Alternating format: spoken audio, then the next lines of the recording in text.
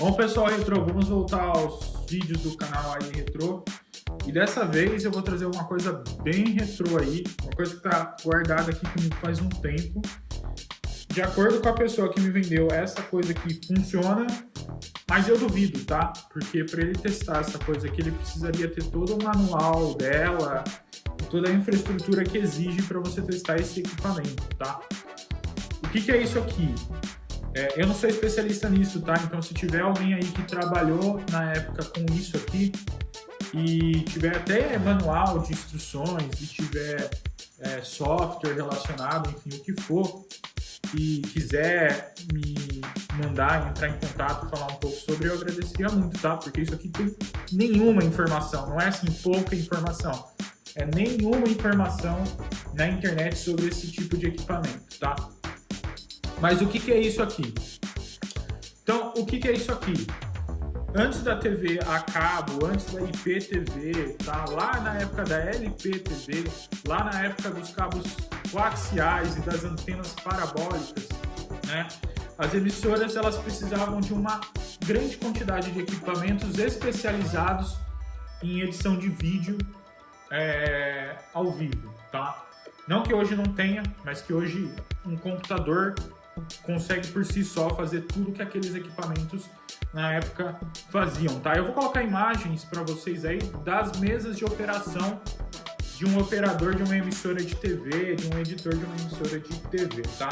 Então você tinha pessoas que eram especializadas nesses equipamentos, que faziam todas as edições, as trocas das câmeras, colocar texto no rodapé, fazer transição, fazer efeito na imagem ao vivo, enfim, tudo aquilo que a gente conhece da TV antiga, da LPTV, era feito por alguns equipamentos especiais que tinham algumas funções especiais, cada um deles tinha as suas funções para poder criar aquela visualização na nossa TV lá atrás, tá? Esse é um desses equipamentos, tá? Esse aqui é um gerador de caracteres. E aí, de novo, quem trabalhou com isso, eu nunca mexi com isso, mas quem trabalhou com isso e quiser falar mais sobre, e aí no próximo vídeo eu falo em mais detalhes sobre isso. Nesse vídeo a gente só vai dar uma olhada nessa máquina, como ela é por dentro, tá? Mas do que eu entendo de um gerador de caracteres, esse era o cara que era responsável por colocar aqueles textos no rodapé, por colocar algumas legendas, era isso que o pessoal usava, tá? Eu vou colocar alguns exemplos do que eu estou falando aí para vocês entenderem, tá? Ele suportava várias fontes, cor, enfim. E aí a pessoa podia digitar aqui. Até onde eu entendo, isso ficava plugado no sinal principal da emissora. O operador tinha um monitor de pré-visualização e ele tinha uma saída que ia para a TV dos consumidores, tá?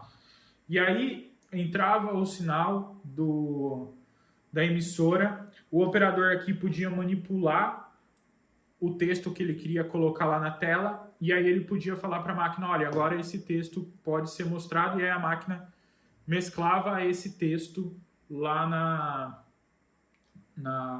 na tela do consumidor, né, na sua TV em casa, tá? Então, do que eu entendo, tá? Eu entendo que isso é muito mais complexo do que eu estou falando, e é o que eu falei para vocês, não tem nada sobre esse equipamento na internet, tá? Isso aqui realmente sumiu. Eu até fiquei impressionado de achar esse carinha aqui no Brasil, tá? Porque conversando, eu entrei em contato com o pessoal da CG Week, Character Generator Week, aí lá os gringos, que é um pessoal que tenta fazer uma espécie de curadoria desses equipamentos. Mas esse aqui é um nicho muito pequeno, isso aqui sumiu, tá? E aí eu entrei em contato com eles para ver se eles tinham alguma documentação, e eles não tinham.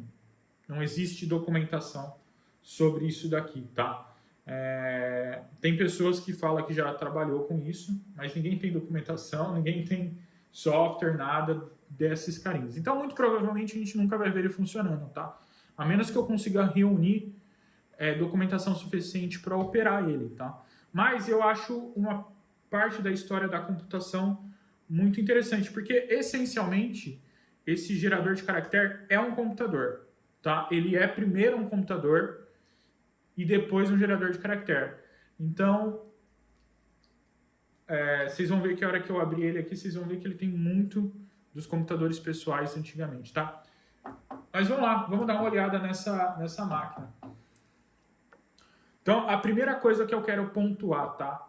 Ele é muito grande, tá? Ele é aí do tamanho, ele é até maior que uma máquina nesse estilo antigamente.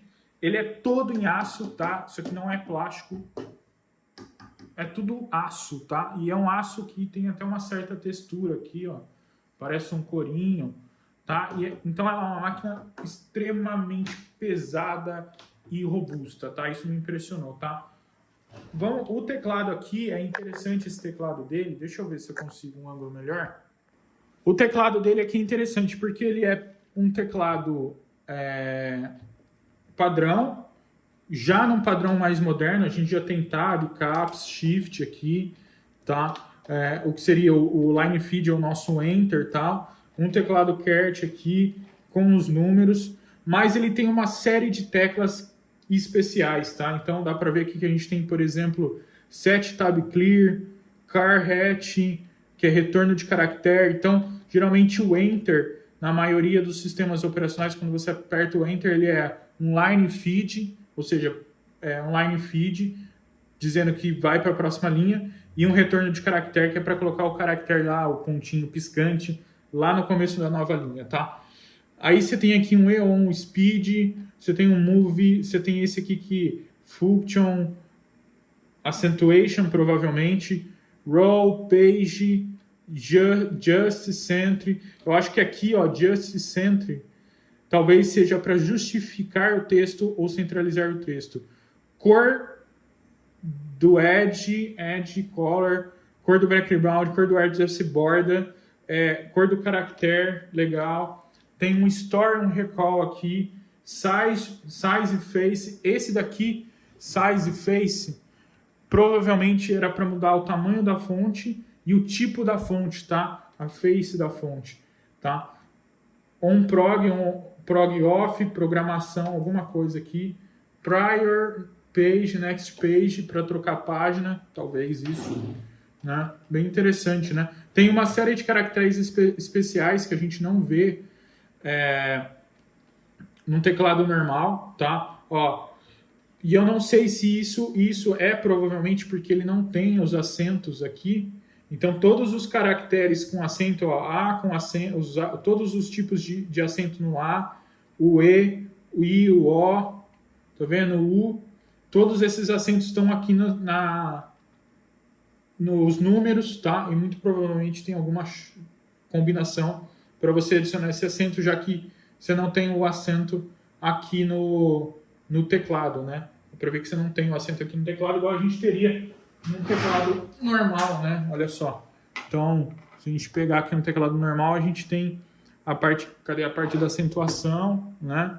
Acentuação para cima. Tem cadê o chapéuzinho para cima que eu tô perdido aqui? Esse é um teclado... Gente, eu tô perdido. Aqui. Chapéuzinho para cima. O tio, tá? E que aí a gente combina com as teclas e forma esses caracteres acentuados. Além disso, ó, o N com o tio. E aí aqui a gente tem onde seria o teclado numérico. A gente também tem teclas especiais, tá? Ele tem aqui as 4 setas, tem um home, tem o delete insert, tem esse erase flash aqui, enable, row, crawl, sec, comp. E aí você tem 24 core, com e nor, 32, 48 e 64. Então, assim, você vê que é uma máquina especializada, tá? E aí, mais aqui em cima, a gente tem uma luz, um LED, provavelmente de power. Tem aqui o que parece ser um LCD, tá? E 2 flops de 1.44 aí, tá? Bem interessante a montagem dessa máquina. E ela é muito pesada, tá? Vamos olhar atrás dela, porque atrás ela é bem diferente. Então, olhando aqui a parte de trás, galera, a gente tem aqui, ó, a gente tem o que parece ser 2 portas paralelas, tá? Serial, DB9 aí. Aqui a gente tem a parte da alimentação com fusível, Muito interessante esse esquema do fusível dela aqui, tem um botãozinho aqui para você puxar o fusível. Botão de liga e desliga, tá? E aí, olhando aqui, ó, a gente ainda não viu nenhuma entrada de vídeo ou saída, tá? E aqui entra a questão das conexões especializadas, tá? Para esse carinha aqui, tá? Então, a primeira coisa aqui que eu tô vendo é esse botão aqui, que me parece ser o reset, tá? Tô indicando aqui na etiqueta que é o reset, tá? E aí, essas conexões coaxiais aqui, se eu bem me lembro, isso é coaxial, tá? Essas conexões coaxiais aqui, a gente tem aqui K-out, PGM-in, nessas duas, Edit-out e PGM-out, nessas duas, tá? Eu não consegui achar muita coisa sobre essa máquina de novo. Aliás, não consegui achar nada sobre essa máquina. Mas o que eu imagino que seja isso, e aí quem já trabalhou com essas máquinas possa falar. Esses dois, PGM-in e PGM-alta, é a programação. É o que vinha da emissora e o que ia sair da máquina depois de editado. Então, aqui era o que vinha da emissora. Provavelmente a possibilidade de 2 sinais de entrada e aqui 2 sinais de saída, que é o que continuava para o resto dos equipamentos da emissora, depois desse equipamento fazer a edição dele no vídeo, tá? K-out, não faço ideia. Edit out, eu acredito que iria para o monitor do editor, que seria como se fosse um preview. Então aqui entra o sinal da emissora, o sinal da TV, né? Aqui vai para um monitor do operador para ele pré-visualizar o que ele está fazendo. E aí aqui sai já o vídeo editado, tá? Então é bem interessante, tá? E ela assim, é uma máquina muito robusta, tá? Ela é muito grande, tá? Parte de trás a gente não tem nada. Dá para ver que a gente tem uma PCB enorme aqui, tá? Mas vamos lá. Vamos ver se eu consigo desmontar isso aqui, tá? E abrir ela para vocês. Ela parece ter alguma coisa aqui, ela parece que abre assim, tá? Mas provavelmente ela tá parafusada embaixo. Então vou tirar os parafusos aqui para a gente desmontar ela e dar uma olhada por dentro em como que ela é por dentro, se a gente descobre como que ela funciona, né? E por último, pessoal, a gente tem aqui essa etiqueta que está muito bem conservada aqui na parte de trás, tá? Então aqui tem a fabricante Quanta Corporation, Salt Lake City, Utah, tá? Fabricado em 11 de 1993, tá? Modelo QCG 34/38, tá? Número de série 933885, tá? Bem interessante, fabricado lá em Utah e veio parar aqui no Brasil, né? Provavelmente isso aqui foi de alguma emissora grande lá nos anos 90, tá? Vai saber se foi da Globo, né? Não tem como a gente saber, a menos que tenha um sticker, alguma coisa da Globo dentro dessa máquina, a gente já vai descobrir, tá? Até onde eu sei, a Quanta Corporation foi depois, até onde eu consegui pesquisar, ela foi depois comprada por uma outra empresa de tecnologia que agora não me recordo o nome, e aí ela meio que sumiu aí, tá? E os registros dela sumiu, e os registros das máquinas que ela criou sumiu, tá? Pelo que o pessoal da CG Wiki falou, essa aqui era tipo assim, uma das máquinas mais tops que existia na época para geração de caractere, né? Mas que realmente documentação não tem. Então vamos abrir ela aí e ver como que ela é por dentro, que eu tô curioso. Então vamos tirar aqui os parafusos. Tem uma série de parafusos aqui. Como não tem manual de serviço, não tem nada de referência dessa máquina, é difícil a gente saber o que a gente precisa fazer para desmontar, tá?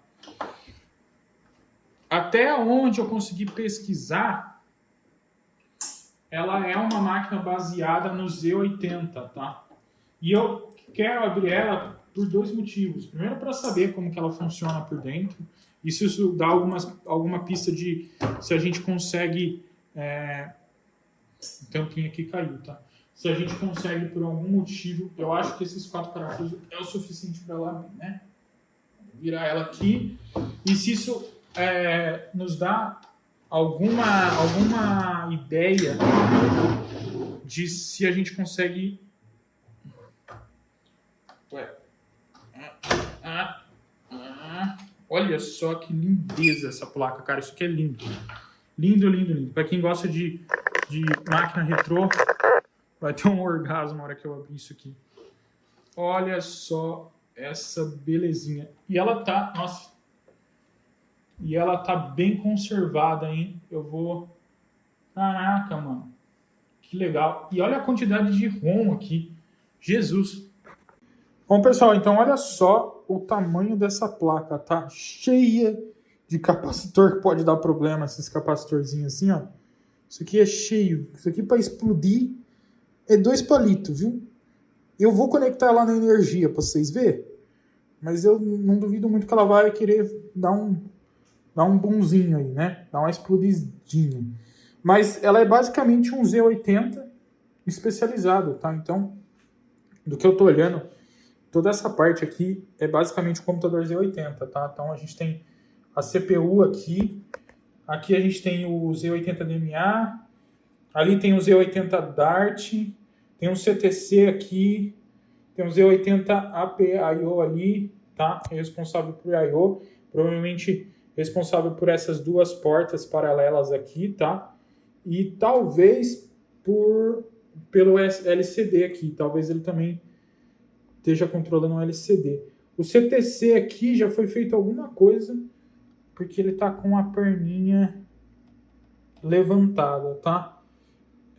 E aí a gente tem também essa quantidade enorme aqui de ROM, de memória ROM, tá? Olha só a quantidade. E dá para ver que elas têm endereço, ó. A 63A do 2208, deve ser todos os endereços da memória ROM, tá? Eu provavelmente vou, com calma depois, ler cada uma dessas memórias, fazer uma cópia dessa BIOS aqui, porque isso aqui com certeza não existe, né? Mas olha, que legal, que bacana. Que bacana. Que bacana. E é uma construção bem feita, viu? Uma PCB bem legal, bem feita. Gigantesca, né? Mas é uma PCB bem feita, tá? E aqui tem uma data, aqui uma assinatura e uma data, ó. 10/13/1993. Provavelmente foi do engenheiro que deve ter revisado esse carinha aqui para poder despachar, tá? Muito legal, tá? Tem um componente aqui. Será que tem alguma coisa a ver com vídeo componente? Talvez. Uns deep switches aqui, tá? E aqui a gente tem todo o circuito relacionado às entradas, provavelmente, de vídeo ali, né? Caraca, cara. Muita coisa, hein? Muita coisa para dar problema, né? Muita porta lógica, ó, 74HC, muita porta lógica aqui, que é bem comum, tá? Em máquinas dessa época. A máquina que eu estou projetando, e até por isso que eu queria dar uma olhada aqui, porque daqui pode me dar muita ideia de como projetar a minha máquina baseada no Z80, mas também a minha máquina vai ter uma quantidade enorme de portas lógicas, tá? Mas bem interessante, tá? Bem interessante, tá? Tem uma fonte ali, então ali tem a fonte, ó, dá pra ver que tem a fonte. Os drivers de disquete estão aqui, tá? E aqui a gente tem toda essa parte do teclado e aparentemente do... Não, esse aqui é o teclado. Se esse é o teclado, e a gente tem... Acho que o LCD deve estar conectado pelo teclado aqui, tá? Tem um outro conector ali. Pode ser uma acho que esse conector aqui, ó, galera, ele parece que tem as vias vindo do barramento. Então, provavelmente ele é algum tipo de expansão para o barramento, tá? É complicado falar, cara. É como eu falei, não tem nada relacionado a esse equipamento, tá?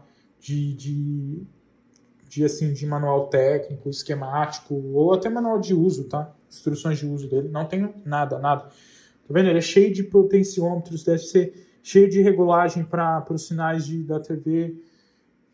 Meu Deus do céu. Terrível, tá? Terrível. E fazer engenharia reversa disso aqui seria muito complicado, tá? Tem outra data aqui, ó. 29/6/93. Essa deve ser a data de fabricação, 9/20. Será que essa é a máquina número 9 que saiu da fábrica? Muito legal, né? Talvez essa data aqui, ó, ela tá no... Não, ela tá no padrão americano também. 13/10/93. Legal. Bem legal. Bom, o que vocês me dizem? Eu tô vendo um cabo de energia ali, ó, um conector de energia. O que eu vou fazer é o seguinte. Vamos desconectar ele. Eu vou ligar a fonte na energia. E aí a gente vê se a fonte tem tem algumas tensões ali. Eu tô vendo um vermelho e preto. Vermelho e preto deve ser positivo e negativo. E o resto deve ser outras tensões. A gente dá uma olhada se essa máquina tem se tem as tensões ali. E depois a gente tenta ligar, tá? Eu não sei se tem alguma referência na fonte de tensão. Acho que tem. Ó, vamos ver aqui. Ó. Ah, tem V1, V2 com e menos U3. Menos V3, tá? Então aqui deve ser uma tensão negativa. Eu podia ter colocado a tensão, né? Duas tensões positivas, o com é o negativo, tá? Não tô vendo nenhum capacitor estufado aqui na fonte, tá? E a máquina tá bem limpinha, né? O antigo dono falou que ela ligava. Eu acho que ele tentou ligar ela, então. Mas eu gosto sempre, antes da gente mexer em qualquer coisa, vamos pelo menos verificar se tem alguma tensão aqui, né? Pra gente não ter nenhum problema, né? Então vamos fazer isso. Vou tirar aqui, vamos verificar se a gente tem alguma tensão. A gente tenta energizar essa máquina e ver o que ela vai fazer. Se é que ela vai fazer alguma coisa, né? Se ela fizer alguma coisa, já é um bom sinal. Bom, pessoal, então está aqui o fio. Eu acho que não resta mais nada, a não ser a gente ligar ela na tomada, né?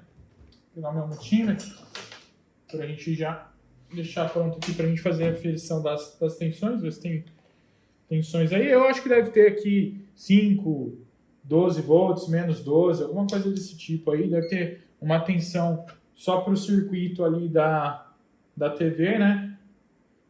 Mas vamos ver. Então...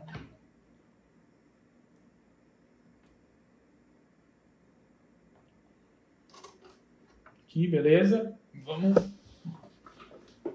ligar ela na tomada, esperar que não exploda nada. Se explodir alguma coisa na minha cara, vocês estão de prova, viu? Oh, meu Deus do céu. Ai, peraí que eu tenho que baixar um pouquinho aqui.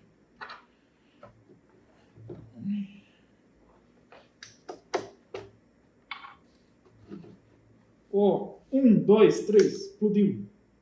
Olha, 5 volts. Deixa eu mostrar aqui para vocês. Temos 5 volts. Aqui, então vamos ver. Aqui a gente tem 5 volts. Aqui a gente tem menos 10 e 11 volts, tá? Então é menos 12 e 5 volts. Sinceramente, o botãozinho ali tá meio ruimzinho, tá fazendo uns barulhinhos. Mas, sinceramente, eu acho que as tensões estão boas, viu? Vamos ligar aqui. Vamos ver se ela vai fazer alguma coisa. Eu vou ligar ela assim, aberta. Porque se explodir algum capacitor aí, vocês estão de prova. Ligou a ventoinha. Acendeu uma luzinha aqui.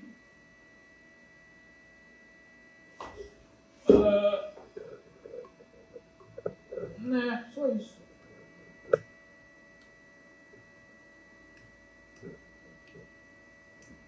Só isso. Aparentemente só isso.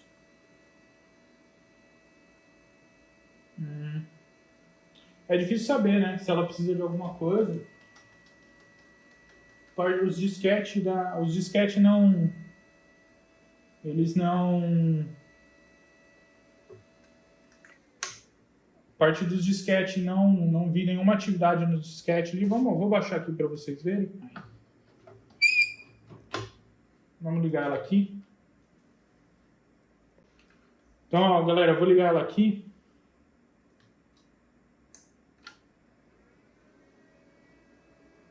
Ah, teve atividade nos disquetes aqui. Ela tá tentando ler alguma coisa. Mas é só isso, é o que eu falei, o que a gente pode fazer, e eu vou fazer isso. Vou preparar o meu osciloscópio, vamos colocar o meu osciloscópio, vamos dar uma olhada nos sinais do Z80, vamos ver se tem alguma atividade no Z80. Vamos fazer isso. Bom, pessoal, o retrô, eu não acho que ele esteja funcionando, tá? Ele tem um bip aqui, um bagulho de bip, e eu duvido eu não sei se ele está funcionando. O que eu vou fazer aqui, vou pegar aqui no pino 1, 2, 3, 4, 5, 6, 7, 8, 9, 10, 11.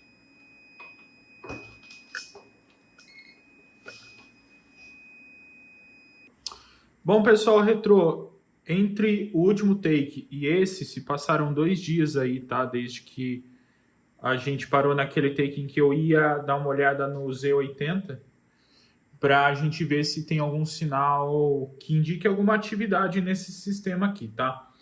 E aí, eu não sei se pegou aí na filmagem, se pegou, eu vou colocar a minha máquina que eu uso como estação aqui, workstation, para quando eu estou mexendo nas coisas, começou a apitar assim loucamente, e ela faz isso porque a controladora RAID dela tem um apito que quando algum HD dá problema, ela entra em pânico para alertar que tem um HD em problema, já que essa é uma máquina teoricamente ficaria num rack, então ela precisa ter um alerta sonoro bem alto para chamar a atenção dos técnicos, né? Inclusive dá para ver ali, ó, que ela tá com a baia aberta e tem 2 HDs que estão fora do RAID, que eles deram um problema. Eu tive que reinstalar o Windows, porque como deu problema em 2 HDs de uma vez, ele arrebentou com a minha array do RAID, enfim, né? Bom, de lá para cá, eu meio que fiz uma investigação um pouquinho melhor sobre esse equipamento. Não na questão do uso dele, porque eu não encontro muito material, mas na questão eletrônica dele aqui, para a gente tentar entender o que é esse equipamento aqui, o que ele está fazendo, tá? A primeira coisa, eu vou dar um zoom aqui para vocês, a parte aqui do teclado já foi feito algum reparo, tá? Principalmente aqui no conector, tem uma grande quantidade de solda aqui, tá? E eu até acho que talvez os pads aqui foram danificados, tá? E tem um fiozinho aqui arrumando alguma coisa aí, tá? Muito provavelmente isso já deu problema no passado, tá? E aqui a única coisa que eu vejo modificado é que o CTC aqui, vou aproximar para vocês verem. Então não sei se vocês conseguem ver, mas olha só, o CTC tá com uma perninha levantada, tá? Então, provavelmente tem alguma coisa aí. Eu nem cheguei a ver qual pino que é esse do CTC para tentar determinar o porquê que ele tá com a perna levantada, tá? Mas vamos falar um pouco sobre o que eu descobri. Eu dei uma pesquisada um pouco nos CIs que estão aqui para a gente tentar entender o hardware aqui, né? Bom, pessoal, então vamos falar um pouco sobre o que eu descobri desse hardware, tá? Então, a primeira coisa aqui é o seguinte. Eu consigo quebrar esse hardware em basicamente 3 partes, tá? Essa primeira parte aqui, tá? Que é 1/3 da board, que é bem gigantesca, tá? Essa board é bem grande. É só relacionado ao sinal da TV, tá? É só relacionado às entradas e saídas aqui de sinal de TV. E esse circuito todo é para gerenciar toda essa parte. E ele também, do que eu pude entender, tá? Olhando alguns CIs aqui, né? Tem bastante porta lógica, tem bastante CI aqui. É que ele também faz o papel de converter o sinal analógico da TV em dado digital para a parte do computador aqui, que é o resto da board, tá? Esse carinha aqui, esse CI aqui, ele é um gerador de sinal de sincronia, tá? Então ele faz a parte de gerar todo o sinal de sincronia que vai lá para as saídas, tá?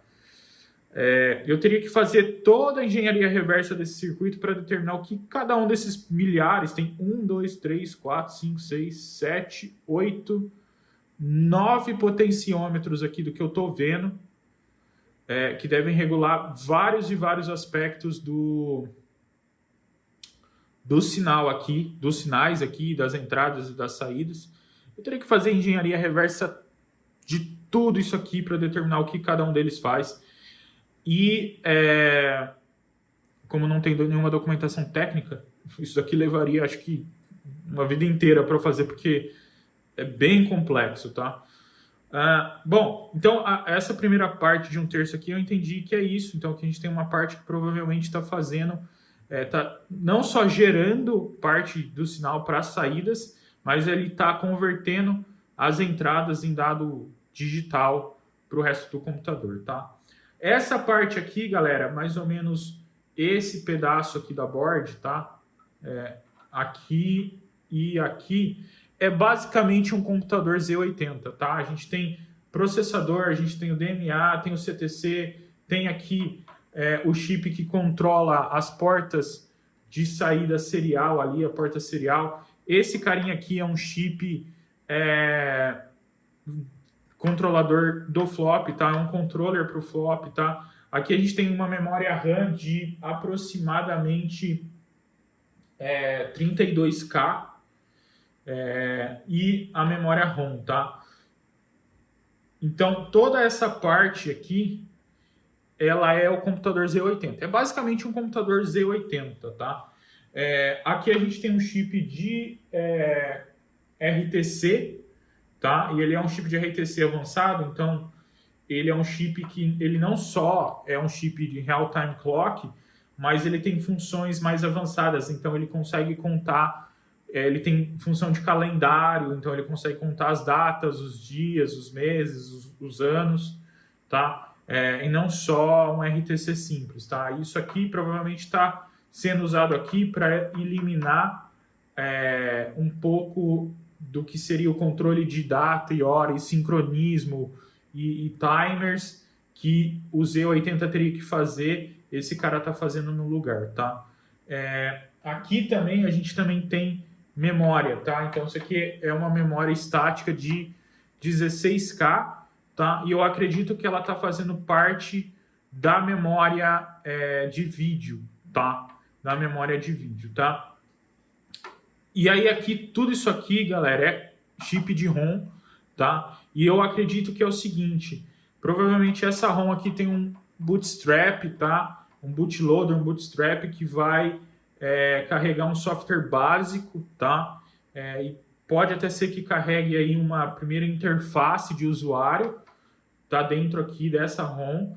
E aí todas as outras funcionalidades, as fontes, as faces de fontes, os efeitos, todas as outras funcionalidades que o software desse equipamento tem para manipular o vídeo, né, da transmissão de TV, tá contido nessas ROMs aqui, tá? Somado a isso, tá, a gente tem vários multiplexadores aqui, 9312, então tem uma porrada de codificação de endereço ou de linha de dados acontecendo aqui, tá? E aí, galera, a gente tem vários PAL aqui, que são essas arrays lógicas programáveis, tá? São esses chips aqui que eles têm aqui o que parece ser endereços de memória, tá? Então, um F08, FD4B, por exemplo. E é interessante por quê? Porque deve ter muita lógica implementada aqui, que é lógica personalizada, e eu acredito que esses chips são acessíveis pelo barramento, provavelmente, já que eles parecem ter endereços de memória, né? E a questão é que, como eles são PALs, né? Esses carinhas são programados na fabricação. Eles têm basicamente uma ROM somente de leitura, um núcleo de memória somente de leitura aqui, que contém toda a funcionalidade dele. É como se fosse um FPGA somente de leitura. A hora que você faz o FPGA, a hora que você cria o FPGA, você já programa ele e a partir daquele momento ele tem uma funcionalidade determinada. Isso era muito comum na época, tá? Foi a primeira maneira dos engenheiros embutirem lógicas dentro de um chip só, tá? E criar chips personalizados com a sua própria lógica. Qual que é o problema disso? Isso aqui não tem como substituir, tá? Até tem como substituir, e se a gente souber exatamente qual é o funcionamento, né, desse chip, qual é a programação desse chip, teoricamente você pode fazer aí em Arduino ou qualquer outro microcontrolador, você replica o funcionamento, ou com o próprio FPGA, né, você consegue replicar o funcionamento dele aqui e fazer um circuitinho que você só pluga aqui na socket e ele vai emular o que esse cara faz, e para o resto do sistema vai ser como se tivesse esse pau aqui. A questão é, a gente não tem nenhuma documentação técnica desse equipamento, então se esses caras não estiverem funcionando, esquece qualquer tipo de funcionalidade.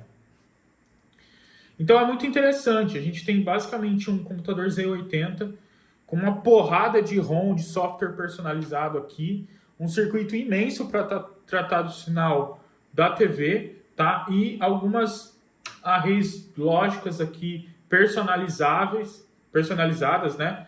Para lidar provavelmente com efeitos, com toda a lógica específica desse equipamento, tá? Bom, dito isso, eu estou vendo também um speaker aqui. Essa máquina não está fazendo nenhum bip.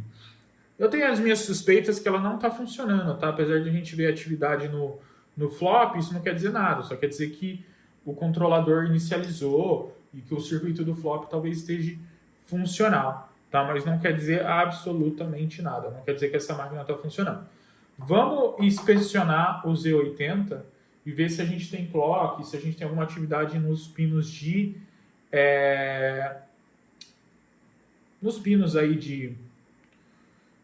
de dados, para ver se a gente tem alguma atividade daqui, tá? O que seria necessário para a gente poder testar com precisão e pelo menos poder ver esse equipamento funcionando, tá? A primeira coisa que seria necessário é a gente plugar, entender o que é cada uma daquelas entradas e saídas e talvez plugar numa TV antiga e ver se gera algum vídeo, tá? Se isso gera algum vídeo, tá? Porque do contrário do que eu imagino, e do que eu imagino que eu tô supondo aqui, tá? Eu não tenho absolutamente nenhuma noção do que esse hardware tá fazendo, eu tô supondo baseado no que eu já vi aqui, do que eu já dei uma olhada do circuito. Eu teria que fazer uma engenharia reversa para ter certeza. Mas talvez o que eu acredito que esse hardware esteja fazendo ele tem um circuito que é basicamente um ADC, ou seja, um conversor de analógico para digital, que vai converter os sinais de entrada ali, provavelmente dos dois sinais de entrada possível, vai armazenar na memória RAM, que eu acredito que é esse chip aqui, que está longe dessa parte do circuito. Ele vai armazenar aqui, tá? E aí ele vai pegar esses dados, né, esse vídeo que agora está armazenado na memória RAM, e ele vai copiar para saídas ali, tá? E aí eu acredito que o que está rolando é que você tem circuitos específicos que ou estão intervindo nesse sinal para manipular ele, para aplicar as edições, ou estão copiando esses dados que foram convertidos pelo ADC para uma outra memória RAM ou para um outro espaço na memória RAM, e estão manipulando isso, e aí você tem um circuito DAC que está convertendo essa memória, esses dados armazenados e modificados na memória RAM para o sinal final, tá? Que está saindo lá nas duas saídas e que talvez vai para o monitor do editor. Eu estou supondo isso, tá? Mas eu acredito que seja mais ou menos isso que está rolando, tá? Ele está convertendo o sinal sinal analógico em digital, ele manipula esse sinal e aí esses dados manipulados depois são convertidos em sinais analógicos de novo por um circuito DAC para ser exibido na TV, enfim, para seguir a vida aí, tá? Então, assim, para ter certeza disso, eu teria que fazer engenharia e até para reparar esse equipamento. Primeira coisa que eu precisaria para a gente determinar isso, eu vou checar aqui com vocês se está funcionando ali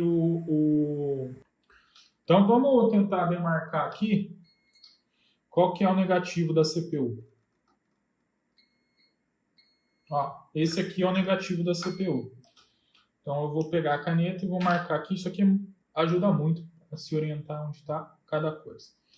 E aí a gente tem um positivo também. Então eu vou tentar chegar ali no 5 volts. Ele está apitando, mas tem uma resistência aí, tá?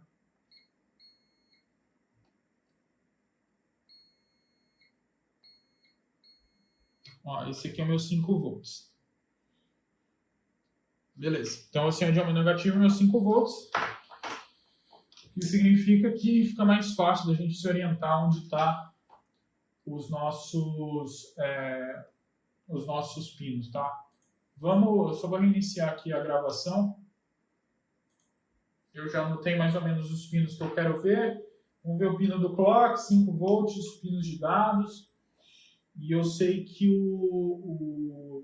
os pinos de endereço estão para frente do GND. Então a gente pode consultar isso também. O reset está no 26. Também a gente pode ver se tem um reset. 26. Vamos olhar isso. 26. 26 está para cá do GND, né? Está para baixo. Aqui. 40. Vamos lá. Então, vou gravar aqui, depois eu vou ter que ver se eu acerto isso. Então, estou gravando. Vamos olhar. Então, vamos lá. Primeira coisa que eu quero ver, GND deve ter...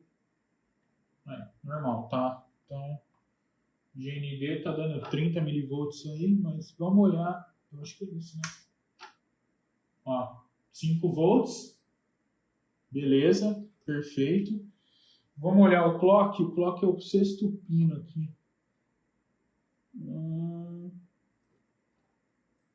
Olha.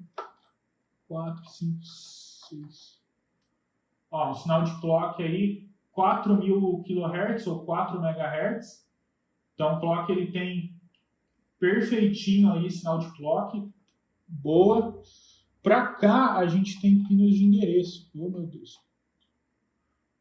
Ó, tem atividade nos pinos de endereço. Bom, 29, 27, 26, esse deve ser o reset. Peraí, que eu devo ter confundido ele aqui, escapando.